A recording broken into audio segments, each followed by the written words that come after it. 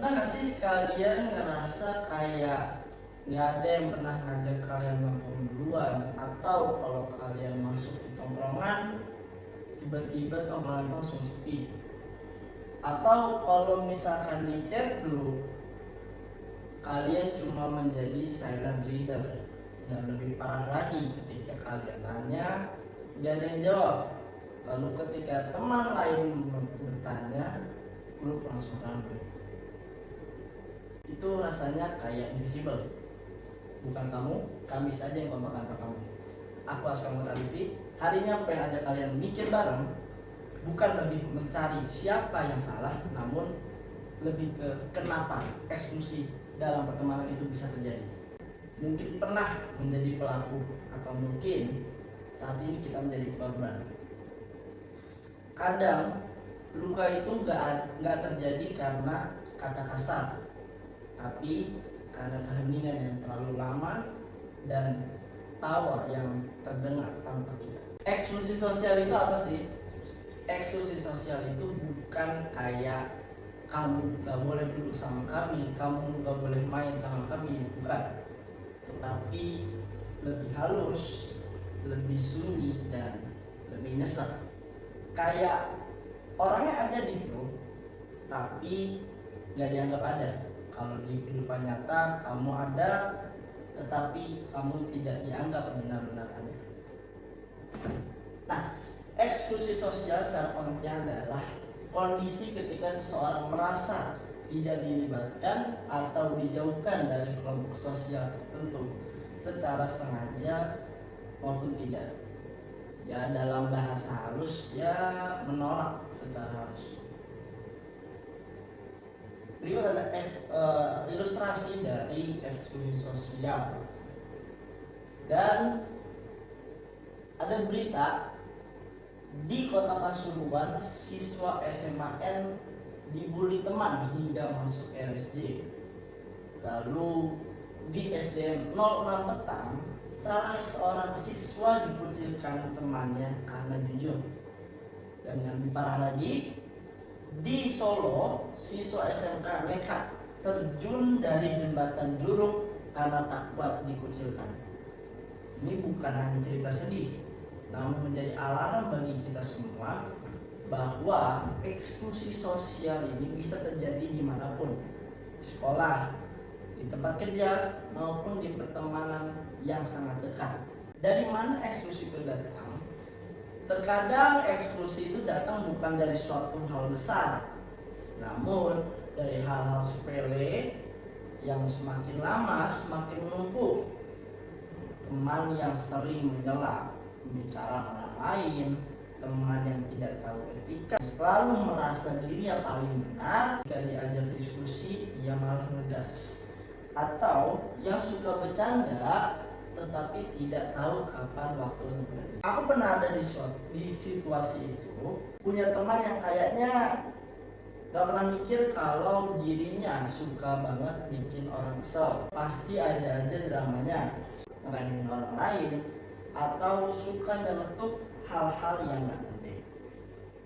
Nah, padahal sebelumnya kami sudah kasih kode halus, dan ketika kami sudah malas menegur, malah dia playing victim.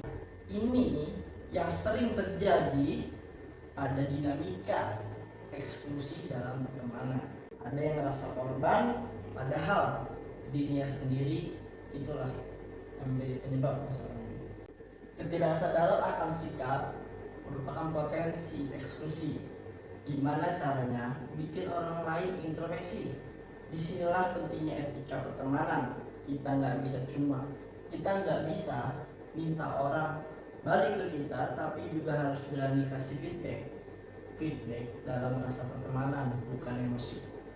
Eisenberger 2003, Social Exclusion Activate Brain Region Associated with Physical Pain. Jadi penelitian menunjukkan bahwa rasa atau otak merespons ketika kita dikucilkan itu sama dengan ketika kita disakiti secara fisik.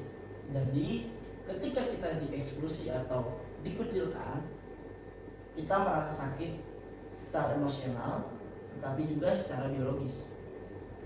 Nah, dampak psikologis lainnya dari eksklusi adalah yang pertama adalah menurunkan self esteem, lalu ada meningkatkan rasa kesepian, dan juga bisa memicu anxiety atau depresi.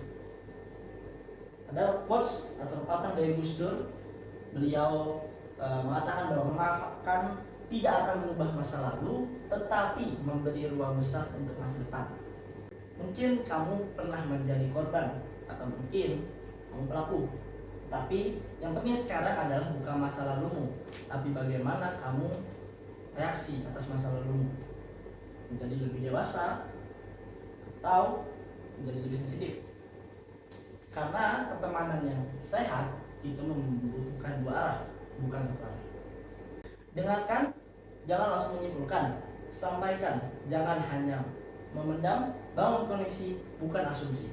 Ada 3 poin atau 3 kata utama. Yang pertama adalah komunikasi, lalu ada empati, dan juga etika. Adalah pondasi dari hubungan yang sehat. Jangan menunggu orang lain berubah, mulailah untuk berubah dari diri sendiri. Tapi mari refleksi, apakah aku korban eksklusi atau malah aku yang bikin orang lain gak nyaman? Pertanyaannya bukan hanya kenapa aku dijauhi, tapi juga apakah aku sudah membuat orang lain aman dan nyaman berada di sampingku? Kadang kita ngerasa dunia jahat sama kita, padahal kita sendiri yang gak ngaca atas perbuatan kita. Kalau kamu belum sadar, wajar kalau kamu dijauhi. Karena capek itu manusiawi, bahkan teman terbaik pun bisa capek kalau kamu tidak berubah juga. Refleksi ini bukan soal mencari siapa yang salah dalam kejadian eksklusi, namun untuk menyadarkan orang bahwa pentingnya introspeksi diri. Lalu apa solusinya? Jika kamu merasa dikucilkan atau merasa dikecualikan, jangan langsung merasa kamu tidak berharga. Tapi jangan menutup mata juga bahwa kamu perlu evaluasi. Dan kalau kamu sudah capek sama teman kamu yang gak peka, coba jangan langsung tinggalkan. Coba kasih ruang, coba kasih tahu. Ya walaupun sulit, namun semua orang punya kesempatan untuk berubah. Yang pertama adalah cari circle yang sehat. Kadang kita terlalu keras pada diri kita sendiri untuk menyesuaikan masuk ke dalam suatu circle. Tetapi kenyataannya, circle tersebut tidak sehat ataupun toksik. Lalu yang kedua, ada komunikasi jujur. Banyak eksklusi itu terjadi sebenarnya bukan karena ada niat jahat, tapi adanya miskomunikasi. Karena kita kesel, kita nggak ngomong, atau kita merasa sakiti, tapi kita memendam. Padahal kadang orang nggak sadar kalau kita nyakitin. Makanya komunikasi itu penting banget. Nggak harus meledak-ledak, tapi pelan. Lalu yang ketiga ada feedback dengan empati. Kalau kamu punya teman yang ngeselin, jangan langsung ngejauhin. Coba kasih feedback sebagai teman, bukan untuk niat jahat ya. Pakai empati, nggak semua orang sadar akan kesalahannya. Lalu poin yang keempat ada berani berubah. Jangan denial, jangan langsung playing victim. Karena perubahan kecil dari kita kadang menyelamatin banyak hubungan. Jadi berani berubah itu bukan tanda kamu salah, tapi tanda kamu dewasa. Poin terakhir yaitu introspeksi diri. Setiap hubungan yang rusak pasti ada kendali dari dua arah. Makanya introspeksi itu penting. Duduk sebentar, renungkan dan pikirkan, apakah aku sudah menjadi teman yang asik. Introspeksi diri tidak selalu bikin enak. Kadang sakit, kadang nyesek. Tetapi itu menunjukkan bahwa kamu satu langkah lebih dewasa. Dalam pertemanan yang sehat, semua orang merasa cukup, tidak perlu menjadi orang lain, dan tidak ada yang ditinggalkan. Eksklusi sosial itu rumit. Kadang kita pelaku, kadang kita korban, bahkan kadang kita keduanya. Tapi yang jelas, pertemanan itu bukan cuma soal kebersamaan, tetapi juga soal rasa tanggung jawab satu sama lain. Tapi yang jelas, pertemanan itu bukan cuma soal kebersamaan, tapi soal rasa tanggung jawab satu sama lain. Oleh karena itu, pertemanan juga didasari atas dua poin penting. Yang pertama ada rasa tanggung jawab dan juga rasa nyaman. Bukan cuma soal aku diterima, tetapi apakah aku bisa membuat orang lain nyaman. Dan buat kita semua, mulailah jujur dan berani. Berarti ngomong, berani berubah, dan berani memilih circle sehat. Akhiri dengan empati, mulai dengan sikap. Kadang bukan kamu yang jahat, tetapi sikapmu yang kamu abaikan itu sudah cukup melukai. Terima kasih sudah mendengarkan. Semoga kita semua bisa menjadi orang yang asik dan juga belajar untuk menjadi teman yang asik.